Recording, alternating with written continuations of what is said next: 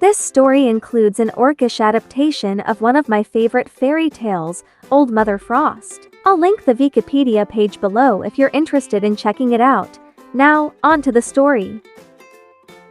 Crald planted the shovel fully into the dirt, then leaned on it as he looked down at Fixza. Dirt smeared her sweaty face, and she sprawled at the end of the most recent row of freshly dug soil.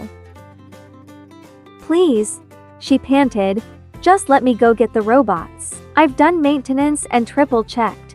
The chief said no robots. Crald reminded her. "I know," she said. "And you said you still wanted to help." "I know that too," she groaned, "but this is so tiresome, and it would be so much faster if..." "No robots," he repeated.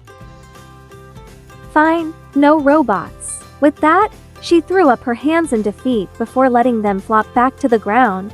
Crald bit back a smile, then grabbed their water skin. Sitting down next to her, he passed it over. "Don't guzzle it," he reminded her after she'd taken a couple of gulps. She put the stopper back in with a sad sigh, then handed it back, but it wasn't long before she was smiling. "You sound like Dad," she said with a laugh. "Remember when he told us the story about the 2 peons and the feather blanket that made snow?" He chuckled and smiled, taking a sip from the water. "Yes.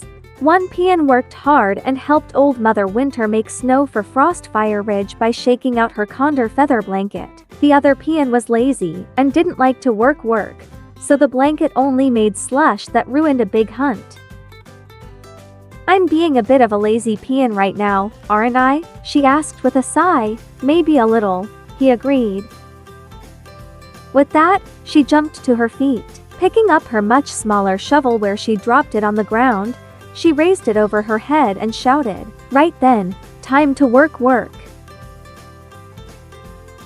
Thanks for listening. Make sure you're not a lazy peon, and do the work of hitting the subscribe button and turning on notifications. Until the next chapter, I hope you all have a great rest of your day or night. Goodbye.